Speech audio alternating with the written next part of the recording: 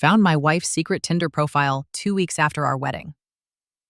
It was a Tuesday evening, and I was folding laundry while humming the song we danced to at our reception. The smell of takeout Thai food lingered in the air, and across the room, Kara was scrolling Instagram, her legs draped over the arm of the couch like always. Our golden retriever, Rufus, snored at her feet. 2 weeks married, and everything still felt unreal, in the best way. Or so I thought. The first red flag was the phone. Not that she hid it exactly, but she'd started angling the screen away when I walked by. A month before the wedding, I'd joked, planning a surprise? When she snapped it face down. She laughed and kissed my temple. "You'll see, Jules." I believed her. We just picked out china patterns. She tearfully vowed to love me even when I'm a grumpy old lady.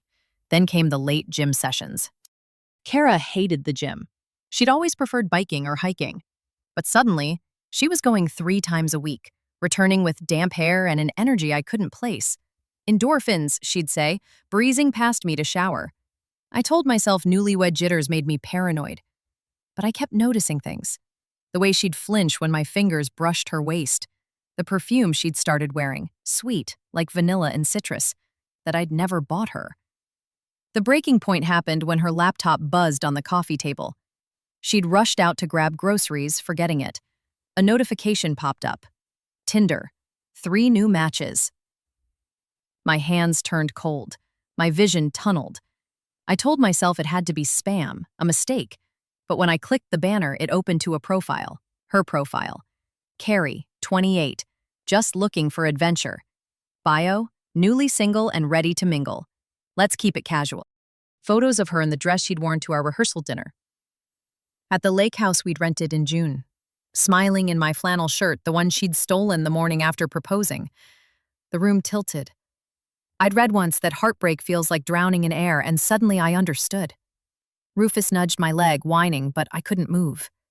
When Kara came home, I was still on the floor, her laptop open beside me. Her grocery bag hit the ground. Apples rolled across the floor. "Jules, I can explain." "When?" I whispered. My throat felt shredded. "How long?" She sank to her knees, eyes wide. "It's not what you think. I just needed validation. After the stress of planning the wedding, I felt, I don't know, invisible. It was never physical, I swear, just messaging. I deleted it last week." "You're lying." My voice shook. The gym, the perfume. "That night you came home at midnight and said your phone died." She reached for me, but I recoiled. "It was one mistake," she pleaded. "I love you. You're my wife." The word wife shattered something in me. I stood, legs trembling. "Were you on Tinder during our honeymoon?" Her silence was answer enough. I grabbed my car keys. Rufus trailed me to the door, tail tucked. Kara called after me, but I didn't turn around. I drove to a park and stared at the swings we'd laughed on during our first date. My hands wouldn't stop shaking. At midnight, she texted, "Please come home. Let's talk." I didn't reply. Now I'm sitting in a motel typing this. My rings are in the cup holder. Part of me wants to believe her. The other part keeps rereading her Tinder messages. The ones where she told a guy named Mike she wished she'd waited to settle down. What do I do? Can a marriage survive this? Or was our whole relationship just TLDR? Found my wife's active Tinder profile 2 weeks post-wedding. She claims it was just messaging for validation. Now I'm in a motel, unsure if I can ever trust her again.